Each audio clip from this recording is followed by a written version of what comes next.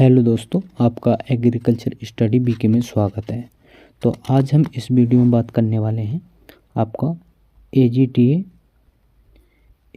के हम यहाँ पर बात करेंगे जो आपका 19वां प्रैक्टिस सेट है। और इससे पहले हमने आपको 18 प्रैक्टिस सेट करा दिए हैं, जो अगर आपने उनको नहीं देखा है तो आप उनको एक बार ज़रूर देखेंगे, क्योंकि आपको वहाँ से बहुत हेल्प मिलने वाली है। और अपना जो है स्कोर भी बताते रहेंगे कि आपका कितना स्कोर रहा कमेंट में। तो यहाँ पर हम 19 प्रैक्टिस सेट की बात करेंगे।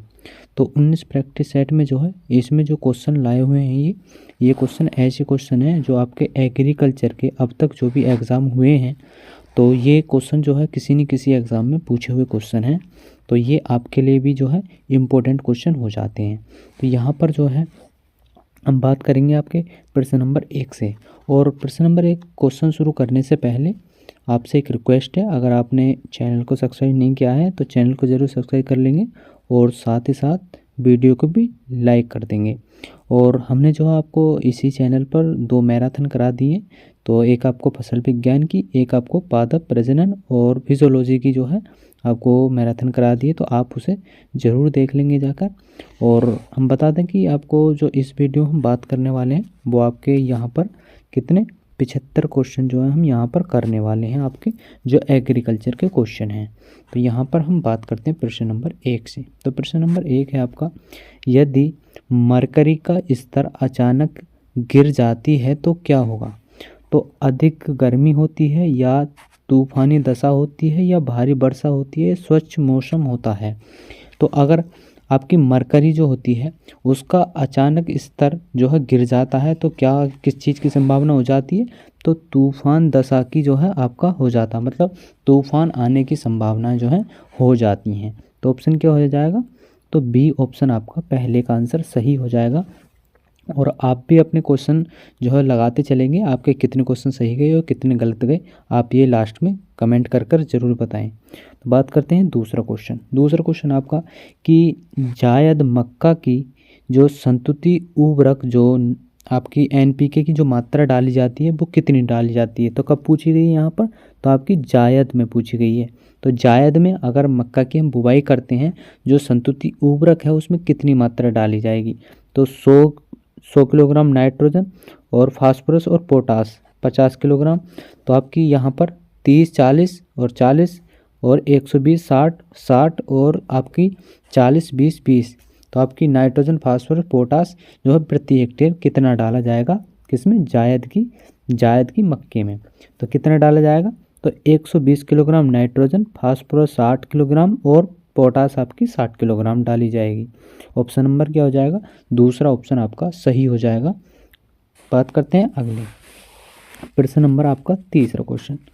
तीसरा क्वेश्चन है कि फसल की उपज में प्रति यूनिट पानी जो फसल के वाष्पन और वाष्प उत्सर्जन में इस्तेमाल होता है, तो जल उपयोग जो आपकी क्षमता होती है वो क्या कहलाती है? तो यहाँ पर पूछा गया है आपसे कि जो आपकी फसल है उसकी उपज यूनिट है और उसमें जो आपकी फसल से जो आपकी वाष्प और वाष्प उत्सर्जन में जो इस्तेमाल होता है जल, तो उसकी जल उपयोग क्षमता जो है क्या कहलाएगी? तो जल वितरण क्षमता के रूप में, जल उपयोग क्षमता के रूप में, जल उपयोग क्षमता के रूप में। तो यहाँ पर क्या है? तो जल उपयोग क्षमता के रूप में, और यहाँ पर जल उपभोग क्षमता के रूप में, अंतर है दोनों में। और कॉन्वेरेंस जो आपकी क्षमता के रूप में। तो क्या ऑप्शन हो जाएगा तीसरे का? जल्दी आप जो है आंसर बताएं, क्या हो जाएगा? तो यहाँ पर जल उपभोग क्षमता के रूप में जो है आपका ये जल उपभोग क्षमता हो जाएगी इसकी, किसकी? फसल उपज की, जो प्रति यूनिट पानी के हिसाब से। तो यहाँ पर दूसरा ऑप्शन आपका सही हो जाएगा तीसरे क्वेश्चन का। चौथे की बात करें, चौथा क्वेश्चन है कि फसल का संपूर्ण शुष्क उत्पादित पदार्थ कहलाता है। जो फसल का आपका संपूर्ण शुष्क उत्पादित जो आपका पदार्थ है वो क्या कहलाता है? तो शुष्क पदार्थ उपज, या बायोलॉजिकल उपज, या फसल उत्पादक, या आर्थिक उत्पादक। तो क्या कहलाता है? तो ये आपका कहलाता है क्या? तो बायोलॉजिकल उपज कहलाता है, जो आपका संपूर्ण शुष्क उत्पादित पदार्थ होता है किसका? फसल का। तो दूसरा ऑप्शन यहाँ पर सही हो जाएगा आपका चौथे क्वेश्चन का भी। आगे बात करते हैं पांचवें क्वेश्चन की। पाँचवा क्वेश्चन आपका कि थ्योरम का प्रयोग किया जाता है। जो आपका थ्योरम होता है इसका प्रयोग हम किस में करते हैं? तो बीज शोधन में, या बुवाई के समय कुण में, या क्रॉप ड्रेसिंग के रूप में, या कीटनाशक के रूप में। तो हम थ्योरम का प्रयोग किस समय करते हैं? तो जल्दी आप कमेंट में आंसर बताएं, इसका क्या हो जाएगा? तो यहाँ पर हो जाता है क्या? तो बीज शोधन के कार्य में जो हम आपका थ्योरम का प्रयोग करते हैं। तो थ्योरम का प्रयोग किस में करते हैं? बीज जो है आपका शोधन करने के लिए, मतलब बीज को उपचारित करने के लिए जो है थ्योरम का प्रयोग करते हैं। तो ऑप्शन नंबर आपका पहला सही हो जाएगा पाँचवें का। बात करते हैं छठे क्वेश्चन की।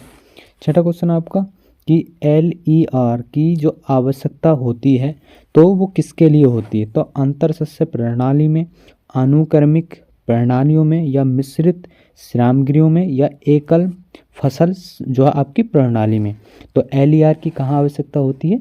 तो ये होती है आपकी जो अंतरसस्याएं प्रणाली होती हैं इनमें आवश्यकता होती है LER की। तो ऑप्शन नंबर आपका पहला यहाँ पर सही हो जाता है छठे क्वेश्चन का। सातवें की बात करते हैं, और सातवां क्वेश्चन आपका इम्पोर्टेंट क्वेश्चन है। तो यहाँ पर है ये, केंद्रीय शुष्क कृषि अनुसंधान संस्थान कहाँ पर स्थित है? जो आपका केंद्रीय शुष्क जो कृषि अनुसंधान संस्थान है तो ये कहाँ पर स्थापित है? तो नई दिल्ली में है, हैदराबाद में है, और देहरादून में है, और पुणे में है। तो कहाँ पर स्थित है? तो इसका आंसर जल्दी बताएं क्या हो जाएगा? तो सातवें का आंसर क्या हो जाता है? तो ये हो जाता है आपका जो हैदराबाद में जो है ये स्थित है आपका कौन सा? केंद्रीय शुष्क कृषि अनुसंधान संस्थान। तो ऑप्शन क्या हो जाएगा? बी ऑप्शन यहाँ पर सही हो जाएगा आपका सातवें क्वेश्चन का। आठवें की बात करते हैं। आठवां है कि शरदकालीन गन्ने की बुवाई का उचित समय। तो किस चीज़ का पूछा गया है? जो आपका शरदकालीन गन्ना होता है तो इसकी बुवाई का उचित समय क्या होता है? तो उचित समय इसकी बुवाई का जनवरी होता है, मार्च होता है, अक्टूबर, या नवंबर। तो कौन सा महीना में बुआई मतलब गन्ने की जो है शरदकालीन बुवाई करते हैं हम? तो वो अक्टूबर में हम जो है आपकी जो शरदकालीन जो गन्ने की बुवाई करते हैं। तो यहाँ पर ऑप्शन क्या हो जाएगा? सी ऑप्शन सही हो जाएगा आपका आठवें क्वेश्चन का। नवे क्वेश्चन की बात करते हैं। तो नवा क्वेश्चन आपका कि भूमि प्रबंधन प्रणाली जिसमें कृषि एवं वन्य फसलें संयुक्त रूप से एक ही भूभाग पर उगाई जाती हैं तो उन्हें हम क्या कहते हैं? तो आपकी संरक्षित खेती, या ले फार्मिंग पद्धति, या एले क्रॉपिंग, या आपका एग्रो फॉरेस्ट्री पद्धति। तो क्या बोला जाता है? तो एक बार क्वेश्चन दोबारा सुन लेंगे। तो भूमि प्रबंधन प्रणाली क्या पूछा गया है? भूमि प्रबंधन प्रणाली जिसमें कृषि एवं वन्य फसलें संयुक्त रूप से एक ही भूभाग पर, मतलब आपकी कृषि भी की जाती है और वन्य मतलब जो आपका वन होते हैं वो वन भी जो आपके जो है किए जाते हैं, मतलब वन की भी खेती की जाती है। तो दोनों एक स्थान पर किए जाते हैं तो उसे क्या कहते हैं? तो उसे बोला जाता है एग्रो फॉरेस्ट्री पद्धति। तो एग्रो फॉरेस्ट्री पद्धति बोला जाता है। तो डी ऑप्शन सही हो जाएगा यहाँ नवे क्वेश्चन का आपका। दसवां क्वेश्चन आपका कि आर्थिक एवं व्यवहारिक दोनों दृष्टियों से फसल उत्पादन वाली भूमि जानी जाती है। तो आर्थिक भी और व्यवहारिक भी दोनों दृष्टि से जो फसल उत्पादन होती है उसे किस नाम से हम जानते हैं? तो उसे जानते हैं आपकी कौन सी? तो एरोवियल जो आपकी भूमि होती है उसको आर्थिक और व्यापारिक दोनों की दृष्टि से जो है उत्पादन प्राप्त किया जाता है। तो ऑप्शन क्या हो जाएगा? डी आपका सही हो जाएगा 10वें क्वेश्चन का। आगे बात करते हैं 11 क्वेश्चन। 11 क्वेश्चन आपका कि किस प्रकार के उर्वरक की जो पूर्ति के लिए भारत जो है आयात पर निर्भर करता है? जो यहाँ पर पूछा गया है जो आपका भारत है वो पूरी तरह से किस उर्वरक पर जो है निर्यात करता है? तो किस पर करता है? तो आपको इसका आंसर सबको पता होगा क्या हो जाएगा? तो यहाँ पर नाइट्रोजन तो होगा नहीं, और आपका फास्फोरस भी नहीं होगा, तो आपका उपयुक्त भी नहीं होगा। तो ऑप्शन नंबर क्या हो जाएगा आपका? सी ऑप्शन सही हो जाएगा 11वें क्वेश्चन का। आगे बात करते हैं 12वें क्वेश्चन की। तो 12वां क्वेश्चन आपका कि उत्पादन का जो सक्रिय साधन है, किसका? उत्पादन का सक्रिय साधन कौन सा है? तो उत्पादन का सक्रिय साधन कौन सा हो जाता है आपका? तो यहाँ पर भूमि है, श्रम है, या आपका पूंजी है, या उपरोक्त सभी है। तो कौन सा हो जाएगा आपका? तो यहाँ पर जो श्रम होता है, जो श्रमिक होता है, वो उत्पादन का सक्रिय जो आपका क्या हो जाता है? तो ये हो जाता है साधन। तो बी ऑप्शन हो जाएगा सही आपको 12वें का। 13वें क्वेश्चन की बात करें, 13वां क्वेश्चन है कि सकल क्या है, सकल बोया गया क्षेत्रफल के अंतर्गत आता है। तो जो आपका सकल बोया गया क्षेत्रफल है वो किसके अंतर्गत आता है? तो यहाँ पर शुद्ध बोया गया क्षेत्रफल प्लस एक बार से अधिक बोया गया क्षेत्रफल इसके अंतर्गत आएगा, या शुद्ध बोया गया क्षेत्रफल, या प्रति भूमि, या शुद्ध बोया गया क्षेत्रफल, या प्रति भूमि, या वन आच्छादित भूमि, या उपरोक्त में से कोई नहीं। तो शुद्ध बोया गया क्षेत्रफल किसके अंतर्गत आता है? तो ये आता है आपका किसके, तो शुद्ध बोया गया क्षेत्रफल और प्लस आपका एक बार में जो अधिक बोया गया क्षेत्रफल है तो ये आ जाता है। और इसका कभी कभी आपका सवाल भी आ जाता है, तो सवाल हम किसी अन्य आपको अगले वीडियो में करा देंगे इसका। तो तीसरे का क्वेश्चन क्या हो जाता है, पहला ऑप्शन आपका सही हो जाता है। यहाँ पर आगे बात करते हैं चौथा क्वेश्चन। चौथा क्वेश्चन है कि ग्रामीण जो निर्धनता दूर करने का कार्यक्रम है, जो आपकी ग्रामीण निर्धनता का दूर करने का कार्यक्रम कौन सा है आपका? तो जवाहर रोजगार योजना, या रूरल जो आपका लैंडलेस जो इम्प्रूवमेंट गारंटी मतलब गारंटी प्रोग्राम योजना, या इंटीग्रेटेड रूरल डेवलपमेंट आपका प्रोग्राम था, या उपरोक्त सभी थे। तो कौन सा प्रोग्राम है आपका जो आपका ग्रामीण जो निर्धनता को दूर करने का कार्यक्रम करता है? तो वो हो जाएगा आपका ऑप्शन नंबर डी। जो ये सारे हैं तीनों, जो जवाहर रोजगार है ये भी, और रूरल जो लैंड लेस है ये भी, और आपका जो इंटीग्रेट रूरल डेवलपमेंट प्रोग्राम है, ये तीनों जो है आपके जो ग्रामीण निर्धनता होती है उन्हें दूर करने का जो है कार्यक्रम करते हैं। तो ऑप्शन क्या हो जाएगा, डी ऑप्शन सही हो जाएगा चौथे क्वेश्चन का। बात करते हैं 15 क्वेश्चन। 15 क्वेश्चन आपका कि राष्ट्रीय विकास परिषद का गठन कब हुआ था? जो आपका राष्ट्रीय विकास परिषद है इसका गठन कब हुआ था? तो अगस्त 1947, अगस्त 1950, अगस्त 1952, अगस्त 1960 में। तो कब हुआ था राष्ट्रीय विकास परिषद का जो गठन हुआ था वो कब हुआ था? तो आपका अगस्त 1952 में हुआ था। कब? अगस्त 1952। तो ऑप्शन क्या हो जाएगा, सी ऑप्शन सही हो जाएगा 15 क्वेश्चन का। बात करते हैं 16 क्वेश्चन की। 16 क्वेश्चन है कि उस गरीबी उन्मूलन कार्यक्रम को बताइए जिसमें जो है बैंक महत्वपूर्ण भूमिका निभाती है। तो यहाँ पर पूछा गया है जो आपकी गरीबी उन्मूलन कार्यक्रम है तो उस कार्यक्रम को बताओ जो कि बैंक जो महत्वपूर्ण भूमिका निभाती है। तो आपका MNP पे, या IRRDP पे, या RBI पे, या JRY पे। तो किस पर जो है आपकी अपनाती है? तो ये अपनाती है किस पर? तो ये आपका बी ऑप्शन सही हो जाएगा। कौन सा हो जाता है? तो इंडियन रूरल डेवलपमेंट प्रोजेक्ट जो है हो जाता है। यहाँ पर बी ऑप्शन सही हो जाएगा। तो इस पर जो है गरीबी उन्मूलन कार्यक्रम जो है अपनाए जाते हैं। तो ऑप्शन बी यहाँ पर सही है। आगे बात करते हैं 17 क्वेश्चन। RBI का राष्ट्रीयकरण कब हुआ था? तो RBI का राष्ट्रीयकरण कब हुआ था? तो 1945, 1947, 1949 या 1939। तो 17 का आंसर जल्दी कमेंट बॉक्स में बताएं, आपको पता होगा इसका आंसर क्या हो जाएगा। तो इसका आंसर हो जाएगा जो RBI का जो राष्ट्रीयकरण किया गया था वो किया गया था आपका 1949 में। कब? 1949 में जो है आपका RBI का राष्ट्रीयकरण किया गया था। तो यहाँ पर सी ऑप्शन हो जाएगा।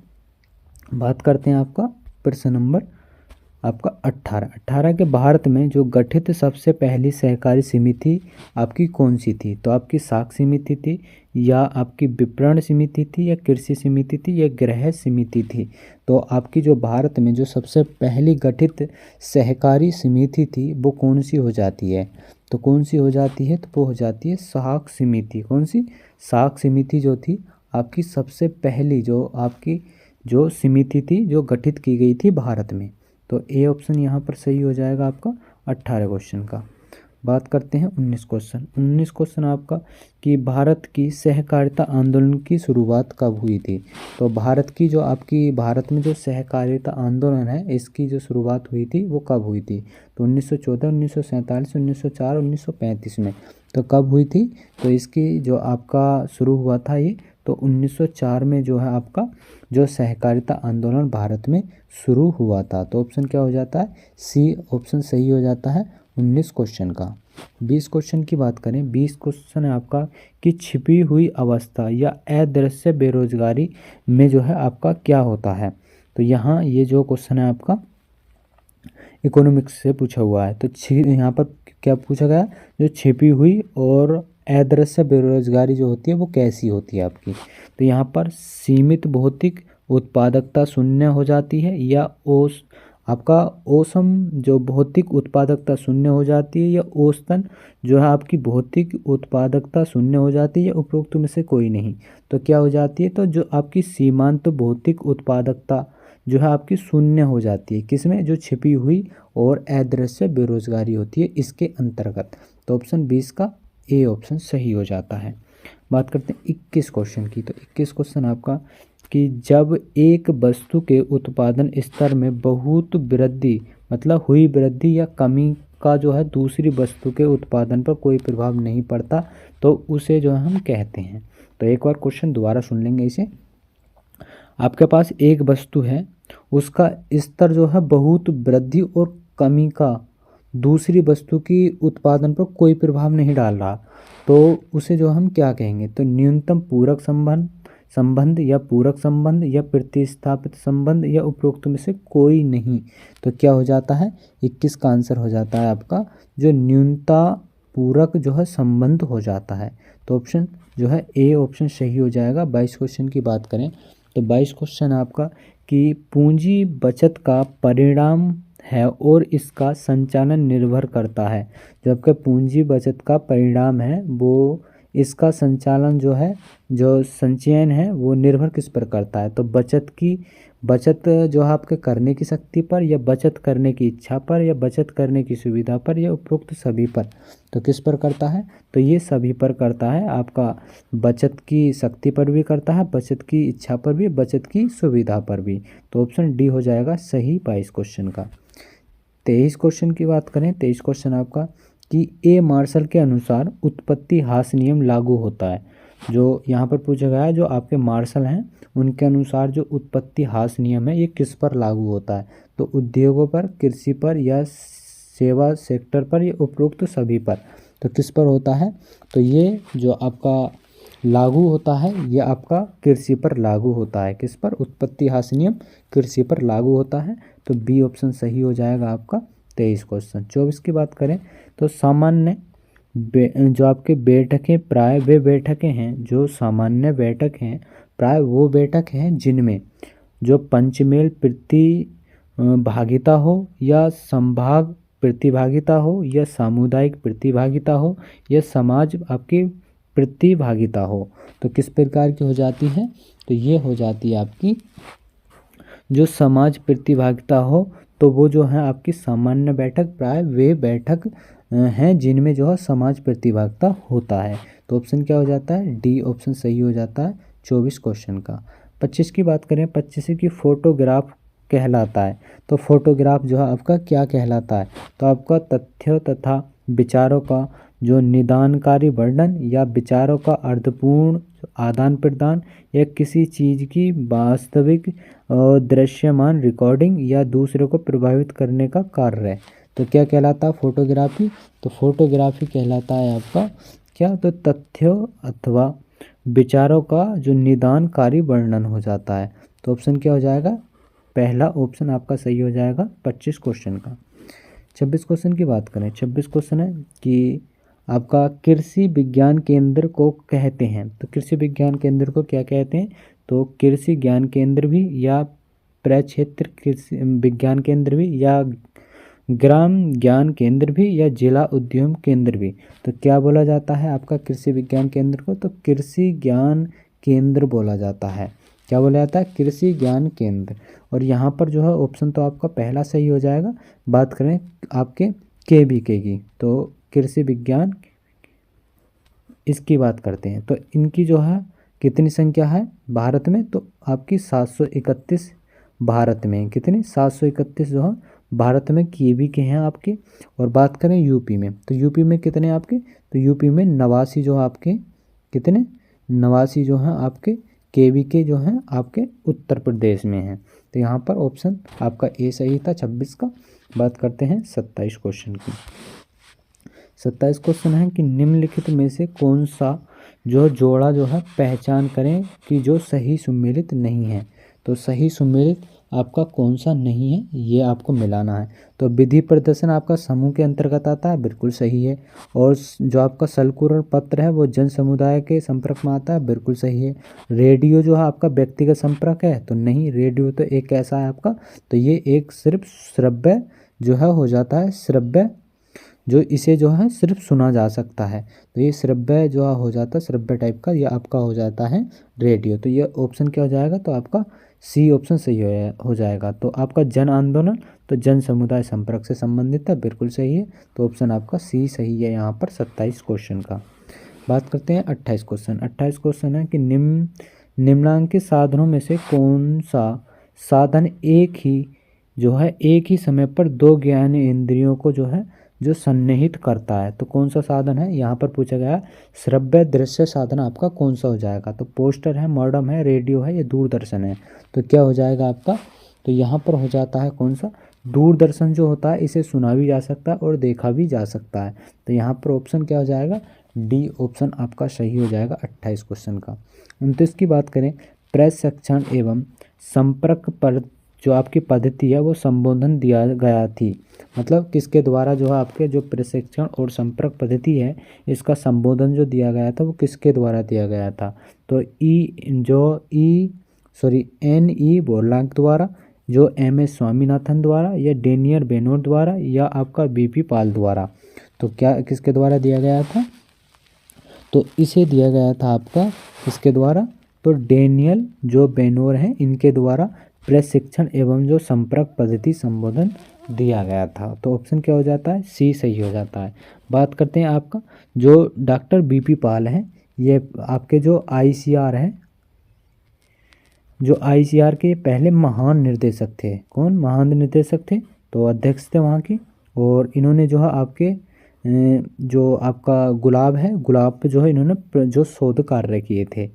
और यहाँ पर जो है आपके कौन, जो आगे बात करते हैं हम आपका प्रश्न नंबर 30 क्वेश्चन की। 30 क्वेश्चन आपका कि एक गोल मेज जो परिचर्चाओं को कहते हैं, तो पैनल या संगोष्ठी या फोरम या कार्यशाला।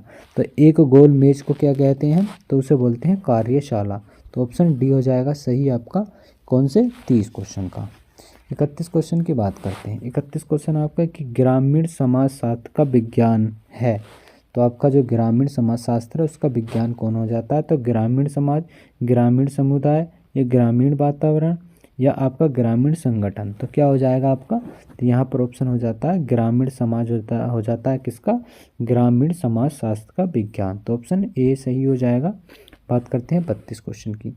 32 क्वेश्चन है, हम अधिकतम सीखते हैं, तो हम किसके द्वारा सीखते हैं, स्वाद द्वारा, स्पर्श द्वारा, अवलोकन द्वारा, या श्रव्य दृश्य द्वारा। तो किसके द्वारा हम सीखते हैं सबसे अधिक, तो जो अवलोकन के द्वारा, किसके, अवलोकन के द्वारा हम सबसे अधिक सीखते हैं। तो ऑप्शन डी यहाँ पर सही हो जाता है 32 क्वेश्चन का।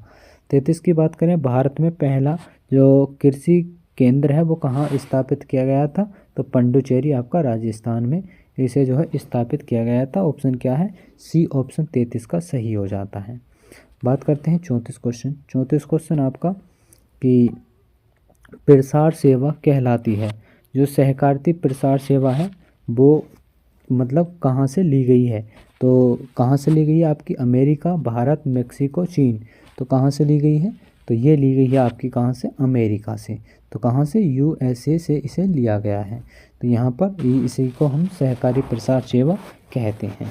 तो यहाँ पर ऑप्शन क्या हो जाता है, तो ऑप्शन ए यहाँ पर सही हो जाता है आपका।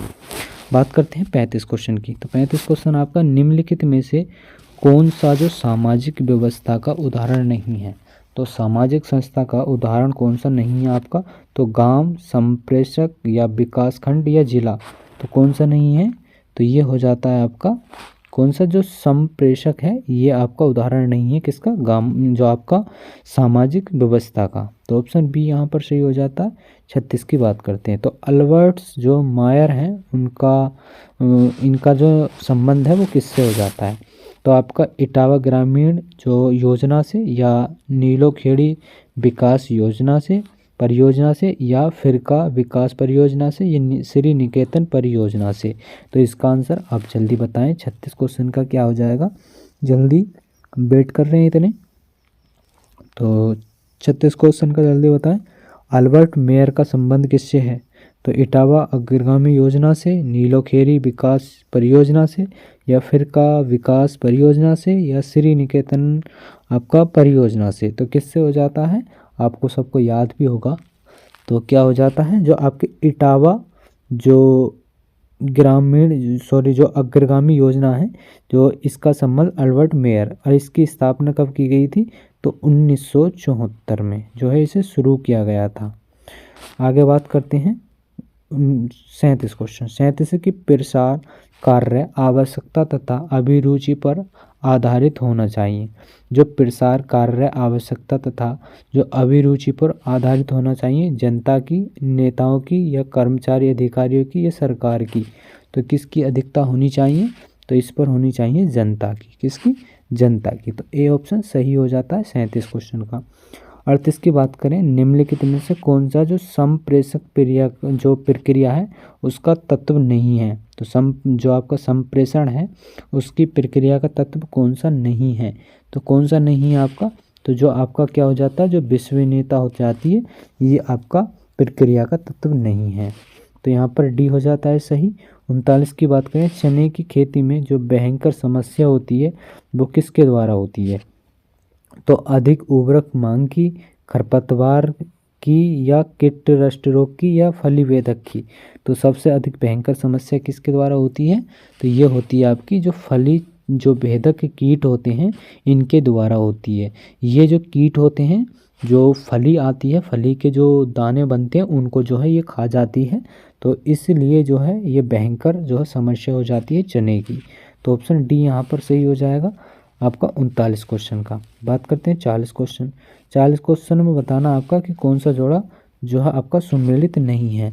तो कौन सा जोड़ा सुमेलित नहीं है? तो आपका अगेती धान, तोरैया, गेहूँ और मूंग 1 वर्ष के बिल्कुल सही है। और चरई, बरसीम और मक्का और लोबिया, तो इसे अभी रोक दो। और चना और अरहर 1 वर्ष के बिल्कुल सही है। मक्का, लोबिया, गेहूँ बिल्कुल सही है 1 वर्ष के, लेकिन बी ऑप्शन आपका सही नहीं है यहाँ पर। तो आपका 40 का क्या हो जाएगा? बी ऑप्शन सही हो जाएगा। बात करते हैं 41 क्वेश्चन। 41 क्वेश्चन है कि तोरैया गेहूं फसल चक्र में तोरैया की बुवाई करनी चाहिए। जो आपकी तोरैया और गेहूं की फसल चक्र लेनी है तो तोरैया की जो हमें बुवाई किस समय करनी चाहिए? तो सितंबर के प्रथम पखवाड़े में, और सितंबर के द्वितीय पखवाड़े में, अक्टूबर के प्रथम पखवाड़े में, या आपके अक्टूबर के द्वितीय पखवाड़े में। तो कब करनी चाहिए? तो सितंबर के जो प्रथम पखवाड़ा आता है उसमें जो आपकी फसल चक्र की बुवाई कर देनी चाहिए। बात करते हैं 42 क्वेश्चन। 42 की अरहर प्लस सोयाबीन जो सहफसलियों में सफलतापूर्वक खरपतवार नियंत्रण के लिए जो है आपका त्रासनाशक का प्रयोग किया जाता है। तो 2,4-D के रूप में, पेंडामेथलिन, या सिमाजीन, या आइसोप्रोटियूरान। तो किसके रूप में की जाती है? तो ये की जाती है आपकी किसके? जो 2,4-D के, किसके? 2,4-D के जो है सफलतापूर्वक खरपतवार नियंत्रण कर लिए जाते हैं। तो आपका क्या हो जाता है? 42 क्वेश्चन का क्या हो जाएगा आपका? तो जो आपका 42 क्वेश्चन है, 42 क्वेश्चन में जो है आपका गलत हो गया। तो इसका ऑप्शन क्या होगा? तो यहाँ पर पूछा हुआ है, एक और क्वेश्चन पढ़ेंगे हम। तो ये पूछा गया, अरहर और सोयाबीन जो सहफसली हैं इनमें सफलतापूर्वक खरपतवार नियंत्रण के लिए जो है जो आपका तृणनाशी, कौन सा तृणनाशी पूछा हुआ है यहाँ पर।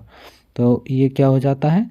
तो ये हो जाएगा, इसमें पेंडामेथलिन का प्रयोग करते हैं। 2,4-D चौनी पत्ती वाले खरपतवारों में जो है प्रयोग करते हैं। सिमाजीन आपका किसमें? जो आपकी मक्का की फसल होती है उसमें सेमाजीन और एट्राजीन का प्रयोग करते हैं। बात करते हैं 43 क्वेश्चन। 43 से 1 किलोग्राम नाइट्रोजन निम्न के तुल्यांकी क्या होता है? जो आपका 1 किलोग्राम नाइट्रोजन होता है उसका तुल्यांकी भार कितना होता है? तो 2.17 किलोग्राम यूरिया, 3.22 किलोग्राम जो है यूरिया, या आपका 4.22 किलोग्राम यूरिया, 1.76 किलोग्राम यूरिया। तो कितना होता है? तो इसका हो जाता है आपका कितना? तो 2.17 kg यूरिया जो हो जाता है किसका? आपका नाइट्रोजन का तुल्यांकी भार। तो ऑप्शन क्या हो जाएगा? पहला ऑप्शन सही हो जाएगा आपका 43 क्वेश्चन का। 44 क्वेश्चन की बात करते हैं। 44 क्वेश्चन आपके कि भारतवर्ष में उर्वरक का औसत उपयोग, भारतवर्ष में पूछा हुआ है, उर्वरक का औसत उपयोग कितना किया जाता है? तो 90 किलोग्राम प्रति हेक्टेयर, 115 किलोग्राम प्रति हेक्टेयर, 135 किलोग्राम प्रति हेक्टेयर, 148 किलोग्राम प्रति हेक्टेयर। तो कितना प्रयोग किया जाता है? तो इसमें 148 किलोग्राम प्रति हेक्टेयर जो आपका भारतवर्ष में जो उर्वरकों का औसत उपयोग किया जाता है। तो ऑप्शन क्या हो जाएगा? डी ऑप्शन सही हो जाता है 44 क्वेश्चन का। कौन सा 44 क्वेश्चन का? सॉरी, 44 क्वेश्चन का ऑप्शन ये गलत है, थोड़े ऑप्शन जो है आपके गलत दिए हुए हैं। तो यहाँ पर ऑप्शन क्या हो जाएगा? तो 90 किलोग्राम जो है आपका जो भारतवर्ष में जो है उर्वरकों का औसत उपयोग किया जाता है। तो ऑप्शन यहाँ पर ए सही हो जाएगा। 45 की बात करें, अगर केवल 2 सिंचाई उपलब्ध हों गेहूं की तो उन्हें किस अवस्था पर गेहूं की सिंचाई की जाएगी? तो आपकी जो ताजमूल और आपकी पुष्प अवस्था है, इस समय जो है हम सिंचाई करते हैं, आपको पता होगा इसका। तो यहाँ पर ऑप्शन डी यहाँ पर सही हो जाएगा 45 क्वेश्चन का। बात करते हैं 46 क्वेश्चन। 46 क्वेश्चन आपका कि उत्तर प्रदेश में मैदानी भागों में जो सोयाबीन की बुवाई का उचित समय क्या होता है?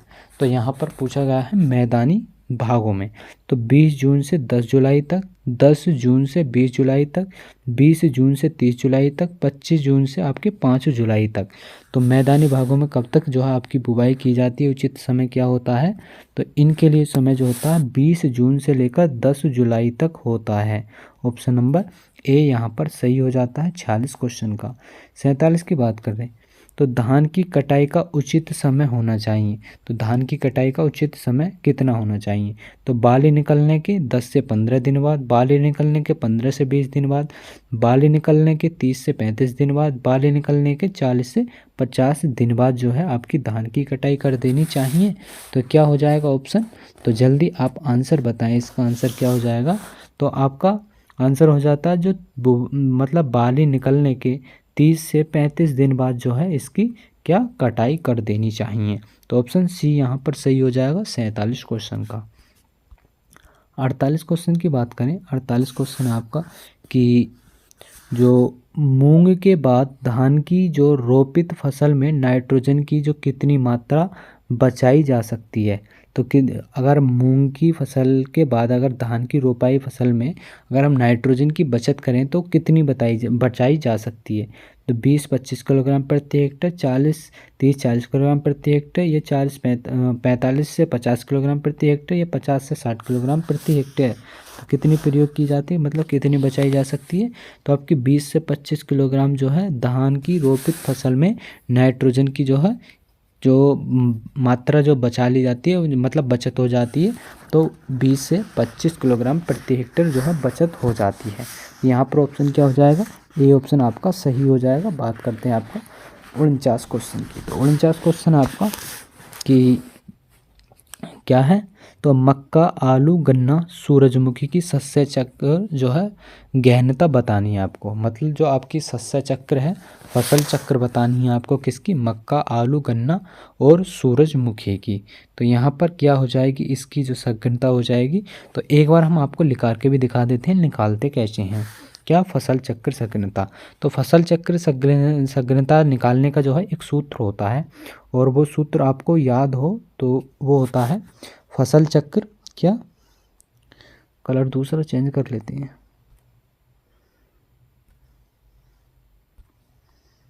सूत्र होता है इसका फसल चक्र, नहीं डायरेक्ट क्रॉप रोटेशन लिख देते हैं, क्रॉप रोटेशन बराबर। तो जो ऊपर ली जाती हैं तो आपकी फसलों की संख्या, क्या? फसलों की संख्या, फसलों की संख्या ऊपर ले ली जाती है, ठीक है। और नीचे आपकी क्या ली जाती है? तो फसलों का वर्ष, मतलब जो जितने वर्ष में फसल उगाई जाती है, फसलों की वर्ष अवधि। तो वर्ष, क्या? वर्ष अवधि, और मल्टीप्लाई कितने? आपका 100 से कर देते हैं। तो अब यहाँ पर ये सूत्र हम लगाकर इसे निकाल सकते हैं। जैसे कि यहाँ पर आपको मक्का और आलू, गन्ना और सूरजमुखी, तो ये जो है आपकी मक्का और आलू एक वर्ष में उग जाएगा, तो ये 1 हो जाएगा। और गन्ना और सूरजमुखी एक हो जाएगा तो कितना टोटल 2 वर्ष हो गया। और फसलों की संख्या कितनी होगी, तो फसलों की संख्या आपकी तो एक मक्का, एक आलू, एक गन्ना, एक सूरजमुखी, तो यहाँ पर 4 आपकी फसल हो गई और कितने 2 वर्ष में। और इसे आपकी 100 से कितना मल्टीप्लाई कर देंगे तो 2 दूनी 4 से काट देंगे तो कितनी निकल कर जाएगी, तो आपकी 200% जो है आपकी फसल जो गहनता है ये निकल कर आ जाएगी। तो इसका आंसर क्या हो जाएगा आपका 49 क्वेश्चन का आंसर, तो आपका सी ऑप्शन सही हो जाएगा। तो आपको ये समझ में आया होगा कि किस प्रकार से फसल चक्र संघनता निकालते हैं। और इसमें एक चीज़ और याद रखेंगे, जो आपकी हरी खादें होती हैं उनके लिए जो हम काउंट नहीं करते, मतलब उनको हम फसल के रूप में नहीं गिनते हैं, और एक प्रति को भी हम नहीं गिनते हैं। तो इस चीज़ को भी आप याद रखेंगे। बात करते हैं 50 क्वेश्चन की। 50 क्वेश्चन आपका कि पशु आहार जिसमें 18% से अधिक जो है कच्चा रेशा पाया जाता है उसे कहते हैं, तो दाना या आहार पूरक या चारा या खनिज, तो उसे क्या कहते हैं हम, तो उसे बोला जाता है क्या, चारा बोला जाता है, जिसमें 18% से अधिक कच्चा रेशा उसमें होता है। बात करते हैं आगे, प्रश्न नंबर हम आपका 51 क्वेश्चन 51 है कि निम्नलिखित में से कौन सा दूध क्रय करने का ढंग सबसे अच्छा है। तो किसका पूछा गया है, दूध जो आपका दुग्ध है उसका क्रय करने का, मतलब उसे बिक्री करने का जो सबसे अच्छा जो है आपका स्रोत है कौन सा ढंग हो जाता है। तो आय के अनुसार, भार के अनुसार, दुग्ध की वसा की मात्रा के अनुसार, दुग्ध वसा एवं वसा रहित ठोस की मात्रा के अनुसार। तो किसके अनुसार जो है आपका बढ़िया रहता है, तो ये ढंग रहता है किसके अनुसार, तो दुग्ध की वसा की मात्रा के अनुसार पे दूध को जो है बेचा जाता है। ऑप्शन क्या हो जाएगा, सी सही हो जाएगा आपका 51 क्वेश्चन का। बात करते हैं 52 क्वेश्चन की। 52 क्वेश्चन आपका 52 क्वेश्चन की बात करते हैं तो 52 है आपका कि एक होल्स्टीन फ्रिजियन जो संकर नस्ल की जो गाय प्रतिदिन 15 लीटर दूध दे रही है, तो 15% उसे डीसीपी वाले उत्पादन आहार की उन्नत जो कितनी आवश्यकता होगी। तो अगर आपकी होल्स्टीन फ्रिजियन संकर नस्ल है वो 15 लीटर दूध दे रही है और 15% से डीसीपी वाले उत्पाद आहार की भी मतलब उसे कितनी आवश्यकता होगी, तो उसके लिए कितनी आवश्यकता होगी, तो आपके 3 किलोग्राम, 5 किलोग्राम या 6 किलोग्राम या 7-7.5 किलोग्राम, तो कितनी आवश्यकता होगी उसके लिए, तो आपकी उसके लिए आवश्यकता होगी 5 किलोग्राम की। कितनी, 5 किलोग्राम की। तो ऑप्शन बी ऑप्शन सही हो जाता है आपका 52 क्वेश्चन का। बात करते हैं 53 क्वेश्चन। 53 है कि जो आपका स्ट्रिप कप जो परीक्षण किस बीमारी में जो है प्रयोग किया जाता है, कौन सा है स्ट्रिप कप परीक्षण, तो 6 रोग में, गलघोटू में, दुग्ध ज्वर में या थैलेला में, तो किस में प्रयोग किया जाता है, तो इसे थैलेला में जो है प्रयोग करते हैं स्ट्रिप कप परीक्षण का। तो ऑप्शन डी यहाँ पर सही हो जाता है आपका 53 क्वेश्चन का। 54 की बात करते हैं। 54 क्वेश्चन है कि मक्खन में जो सुगंध के लिए उत्तरदायी पदार्थ कौन सा होता है, तो डाई एसिटिलीन या साइट्रेट या साइट्रिक अम्ल या लैक्टिक अम्ल। तो मक्खन में सुगंधित के लिए कौन जिम्मेदार होता है, ये किसके कारण होती है, तो ये होती है आपकी साई एसिटिल के जो है कारण हो जाती है क्या, मक्खन में सुगंध जो आती है। तो ऑप्शन ए सही हो जाएगा 54 क्वेश्चन का। 55 की बात करें तो प्रशीतलन इकाई में दूध को किस तापमान पर ठंडा एवं भंडारित किया जाता है। तो जो आपकी प्रशीतन इकाई है इसमें दूध को कितने तापमान पर ठंडा और भंडारित किया जाता है, तो 4 से 5 सेंटीग्रेड तापमान पर या 8 से 10 सेंटीग्रेड तापमान पर, 10 से 12 सेंटीग्रेड तापमान पर, 12 से 15 सेंटीग्रेड तापमान पर। तो कितने पर की जाती है, तो 4 से 5 सेंटीग्रेड तापमान पर प्रशीतलन इकाई में जो है आपका दूध को जो ठंडा कर कर भंडारित किया जाता है। तो 55 का क्या हो जाएगा, ए ऑप्शन सही हो जाएगा। बात करते हैं 56 क्वेश्चन। 56 है कि दूध के माध्यम से मनुष्य में फैलने वाली बीमारी कौन सी हो जाती है। तो दूध के माध्यम से जो है आपका जो मनुष्यों में फैल जाती है बीमारी वो कौन सी हो जाती है, थैलेला रोग तो नहीं होगी, और जो मेस्टाइटिस आपकी टाइफाइड और दुग्ध ज्वर तो इन तीन में से जल्दी ऑप्शन बताएं क्या आंसर आपका सही हो जाएगा। तो आपकी मेस्टीन भी नहीं हो जाएगी, दुग्ध ज्वर भी नहीं हो जाएगी, तो टाइफाइड जो ज्वर होता है, जो टाइफाइड ज्वर होता है, इसके द्वारा मनुष्य में भी आपके रोग जो है, बीमारियां चली जाती हैं। तो ऑप्शन क्या हो जाता है, सी ऑप्शन 56 का सही है यहाँ पर। 57 क्वेश्चन की बात करें। 57 क्वेश्चन है कि दोहाई से पूर्व आयन को जो पोंछने के लिए जो हाइपोक्लोराइट के घोल का प्रयोग किया जाता है, तो उसकी मात्रा कितनी ली जाती है। तो उसकी मात्रा कितनी लेते हैं, तो 100 आपकी ppm मात्रा प्रयोग करते हैं आयनों को धोने के लिए। 58 की क्वेश्चन की बात करते हैं। तो डेयरी पशुओं का उत्पादन जीवन होता है, जो आपके डेयरी पे जो पशु जो आपके पाले जाते हैं उनका जीवन जो है कितने वर्ष का होता है। तो 10 वर्ष, 12 वर्ष, 14 वर्ष या 15 वर्ष। तो उनकी जो वर्ष अवधि होती है वो कितनी होती है। तो 58 का आंसर जल्दी आप बताएं क्या आंसर हो जाएगा। तो आपकी 12 वर्ष होती है, कितनी, 12 वर्ष। और आपकी जो बकरी होती है, बकरी का जीवन काल कितना होता है, तो वो भी आपका 12 वर्ष होता है, लेकिन वो प्रजनन मूल्य कितने, 7 वर्ष तक प्रजनन योग्य रहती है भेड़ और आपकी बकरी। आगे बात करते हैं 59 क्वेश्चन। 59 है कि आनुवांशिकीय वर्ण का प्रयोग सामान्यतः किया जाता है। जो आनुवांशिक वर्ण है उसका प्रयोग सामान्यतः किया जाता है, तो दुधारू गायों के चयन के लिए, या शुष्क गाय के चयन में, या बछियों के चयन में, या सांड के चयन में। तो किस में प्रयोग करते हैं हम उसको, तो उसमें करते हैं जो सांड के चयन में हम जो आपका आनुवांशिकीय वर्ण है उसका प्रयोग करते हैं। तो 59 का आपका डी हो जाता है सही। 60 क्वेश्चन की बात करते हैं। 60 क्वेश्चन की गाय में गर्भाशय से ग्रीवा की लंबाई कितनी होती है। जो आपकी गाय में जो गर्भाशय से ग्रीवा होती है उसकी लंबाई कितनी होती है। तो 4 सेंटीमीटर, 6 सेंटीमीटर, या 10 सेंटीमीटर, या 15 सेंटीमीटर। तो कितनी होती है, तो 10 सेंटीमीटर जो है उसकी आपकी जो क्या होती है, लंबाई होती है जो गर्भाशय से ग्रीवा होती है। तो ऑप्शन यहाँ पर सी सही हो जाएगा 60 का। 61 की बात करते हैं। विश्व में महीन ऊन उत्पादन के लिए प्रसिद्ध भेड़ की नस्ल है, किसके लिए पूछा गया है, महीन ऊन उत्पादन के लिए। तो रैम्बुलेट हो जाती है, साउथ डाउन हो जाती है, लिंकन हो जाती है, या मेरिनो हो जाती है। तो कौन सी भेड़ प्रसिद्ध हो जाती है, तो ये हो जाती है आपकी कौन सी, मेरिनो भेड़ जो है, इससे ऊन उत्पादन के लिए जो है प्रसिद्ध भेड़ की ये नस्ल हो जाती है। तो यहाँ पर डी ऑप्शन सही हो जाएगा आपका।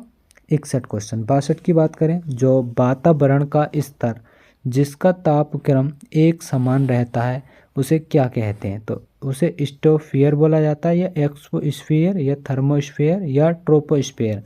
जहाँ पर वातावरण जो है आपका जो स्तर है वो जिसका तापमान एक समान रहता है तो उसे क्या बोला जाता है, तो उसे बोला जाता है आपका क्या, जो एस्टोस्फीयर बोला जाता है। तो ऑप्शन क्या हो जाएगा यहाँ पर, ए ऑप्शन सही हो जाएगा 62 का। बात करते हैं 63 क्वेश्चन की। 63 क्वेश्चन आपका कि कंपोस्ट है, तो कंपोस्ट क्या है, एक स्थूल खाद है, या सांद्रित खाद है, या हरी खाद है, या जैविक खाद है। तो कंपोस्ट क्या हो जाता है, तो कंपोस्ट हो जाता है आपका क्या, तो ये एक स्थूल खाद हो जाता है। क्या स्थूल खाद हो जाता है आपका कंपोस्ट। आगे बात करते हैं हम प्रश्न नंबर आपका 64 की फसल पैदा करने की मृदा की छिपी जो क्षमता को क्या कहते हैं।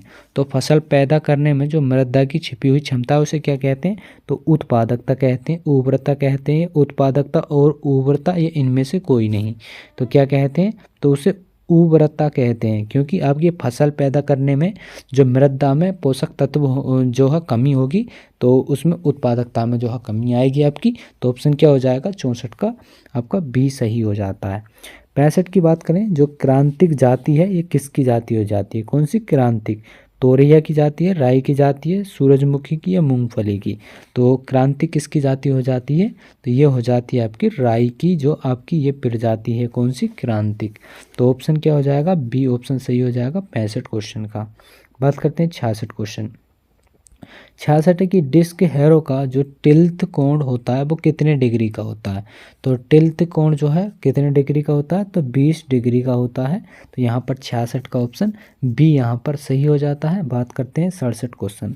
67 है आपका कि प्रकाश संश्लेषण से जो उत्पन्न पदार्थ है वो क्या कहलाता है, मतलब उसे क्या कहते हैं। जो प्रकाश संश्लेषण से उत्पन्न पदार्थ है तो वो कार्बन डाइऑक्साइड और भोज्य पदार्थ है, या शर्करा और ऑक्सीजन है, कार्बन डाइऑक्साइड या ऑक्सीजन है, या फॉर्मएल्डिहाइड या नाइट्रोजन है। तो क्या हो जाता है, तो ये हो जाता है आपका क्या, तो शर्करा और ऑक्सीजन हो जाती है कौन सी, जो आपके प्रकाश संश्लेषण से उत्पन्न पदार्थ हो जाते हैं। तो ऑप्शन बी हो जाएगा सही आपका 67 क्वेश्चन का। 68 की बात करें, 68 क्वेश्चन आपका कि यूकेरियोटिस जो कोष में पाई जाती है, जो आपकी यूकेरियोट कोष है उसमें क्या पाया जाता है, तो केंद्रीय झिल्ली, केंद्रीय झिल्ली नहीं, या केंद्रीय झिल्ली हो सकती है या कोई नहीं, या इनमें से कोई नहीं। तो 68 का आंसर क्या हो जाएगा, तो इसका हो जाएगा जो यूकेरियोट कोशिका होती है वो किस में पाई जाती है, तो कोशिका झिल्ली में पाई जाती है। ऑप्शन यहाँ पर ए सही हो जाएगा 68 का। 69 की बात करें, हवा द्वारा मृदा अपरदन किस राज्य में सबसे अधिक होता है, तो उत्तर प्रदेश, पश्चिम बंगाल, हिमाचल प्रदेश या राजस्थान। तो सबसे अधिक जो मृदा अपरदन होता है किसके द्वारा, हवा के द्वारा, वो कहाँ पर होता है, तो वो होता है आपका किसमें, राजस्थान में सबसे अधिक होता है जो हवा के द्वारा होता है। तो ऑप्शन डी यहाँ पर सही हो जाएगा 69 क्वेश्चन की। 70 क्वेश्चन की बात करें, 70 क्वेश्चन आपका कि पौधों की पत्तियों में जो ऊतक क्षय कमी के कारण होते हैं, जो पौधे की पत्तियां होती हैं उनमें ऊतक क्षय किसकी कमी के कारण होता है, तो फेरस के, मैग्नीज के, कैल्शियम के या फास्फोरस की। तो किसकी कमी के कारण होता है, तो वो होता है आपका किसके, तो हो जाता है मैग्नीज की कमी के कारण। 71 क्वेश्चन आपका, सूक्ष्म पोषक तत्व से जो बनी श्रेणियाँ हैं वो कौन सी हो जाती हैं, तो सूक्ष्म पोषक तत्व से आपका फेरस, मैग्नीज और आपका जिंक, कॉपर और मोलिब्डेनम, बोरान। तो और मैग्नीज, नाइट्रोजन, फास्फोरस, गंधक और आपका हो जाता है फेरस। कैल्शियम, मैग्नीशियम और फास्फोरस, पोटास और आपका बोरॉन और फेरस। और यहाँ पर आपका गंधक हो जाता है, और एनपीके और बोरॉन और आपका एल्युमिनियम हो जाता है। तो यहाँ पर जो सूक्ष्म पादप तत्व से बनी श्रेणी कौन सी हो जाती है, तो ये हो जाती है ferrous, manganese, zinc, copper, molybdenum. Option number यहाँ पर ए आंसर सही हो जाएगा 71 क्वेश्चन का। 72 है, रॉक फास्फेट जल विलेय उर्वरक है, साइट्रो विलेय उर्वरक है, या अविलेय उर्वरक है, इनमें से कोई नहीं। तो क्या हो जाता है, तो ये आपका अविलेय उर्वरक हो जाता है कौन, रॉक फास्फेट। तो ऑप्शन यहाँ पर सी सही है। आगे बात करते हैं आपका 73 क्वेश्चन की। 73 क्वेश्चन आपका कि मृदा में नमी की अवस्था जिस पर पौधे मुरझाना शुरू कर देते हैं उसे क्या कहते हैं, तो आपका नमी धारण क्षमता, या मुरझान बिंदु, या आर्द्रता ग्राही गुणांक, या इनमें से कोई नहीं। तो उसे क्या कहते हैं आपका, जो मृदा में जो नमी की अवस्था जिस पर पौधे जो मुरझाना शुरू कर देते हैं तो उसे क्या कहते हैं, तो उसे बोला जाता है आपका क्या, तो उसे आपका मुरझान बिंदु कहते हैं। क्या, मुरझान बिंदु। तो ऑप्शन यहाँ पर बी सही हो जाता है 73 क्वेश्चन का। 74 क्वेश्चन की बात करें, 74 क्वेश्चन है कि राइबोजियम सूक्ष्म जीवाणु की गांठों में पाया जाता है। जो आपका राइबोजियम है वो सूक्ष्म जीवाणु है, ये किसकी जड़ों में जो है आपका पाया जाता है, तो अन्न वाली फसलों में, दलहनी वाली फसलों में, तिलहन वाली फसलों में, या रेशे वाली फसलों में। तो ये किस में पाया जाता है, तो ये दलहनी फसलों में जो है आपका राइबोजियम सूक्ष्म जीवाणु जो है इसकी गांठों में जो है ये पाए जाते हैं। तो ऑप्शन यहाँ पर बी ऑप्शन सही हो जाएगा आपका 74 क्वेश्चन का। 75 की बात करें, किस मृदा की जल धारण क्षमता अधिक होती है, तो किस मृदा की जो है आपकी जल धारण क्षमता सबसे अधिक होती है, तो बलुई मृदा में, या बलुई दोमट में, बलुई मृदा में, या मटियार दोमट में। तो क्या हो जाएगा, तो आपका मटियार दोमट हो जाता है। तो इसमें जो है जल धारण क्षमता अधिक होती है। तो कितनी होती है, अधिक होती है। तो आपके जो है यहाँ पर कितने, इस आपके जो आपका प्रैक्टिस सेट है ये 19वां प्रैक्टिस सेट नंबर था आपका, कौन सा, 19वां नंबर। इसमें हमने आपको कितने 75 क्वेश्चन जो है आपको करा दिए, जो आपके एग्ज़ाम में जो है क्वेश्चन पूछे जा सकते हैं। और ये जो है आपको अगर वीडियो पसंद आई हो तो इस वीडियो को लाइक ज़रूर कर देंगे, और जिन्होंने चैनल को सब्सक्राइब नहीं किया है तो चैनल को भी ज़रूर सब्सक्राइब कर देंगे। और साथ ही साथ अगर वीडियो को आप भूल गए हो लाइक करना तो वीडियो को भी लाइक ज़रूर करके जाएँ।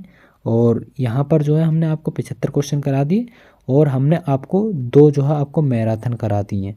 2 मैराथन आपको, एक फसल विज्ञान की, किसकी, फसल विज्ञान की करा दी है, उसमें हमने 550 क्वेश्चन कराए हैं। और दूसरी आपकी पादप विज्ञान और आपकी किसकी फिजियोलॉजी की करा दी है। तो 10 नंबर की ये हमने मैराथन करा दी है और आपकी 25 नंबर की ये। तो ये हमने जो आपको कितने 35 नंबर का अभी करा दिया है। और इनकी प्लेलिस्ट जो है आपको बनी हुई है, अगर आपने नहीं देखा है तो आप जाकर एक बार ज़रूर देखें। तो यहाँ पर जो है हमने बात कर ली आपके 75 क्वेश्चनों की। तो इसी तरह से अगर ये वीडियो भी आपको पसंद आई हो तो इस वीडियो को लाइक ज़रूर कर देंगे। और जिन्होंने अभी तक चैनल को सब्सक्राइब नहीं किया है तो चैनल को भी ज़रूर सब्सक्राइब कर लेंगे। तो फिर इसी तरह से मिलेंगे हम अपनी आने वाली नेक्स्ट वीडियो में। जब तक के लिए जय हिंद।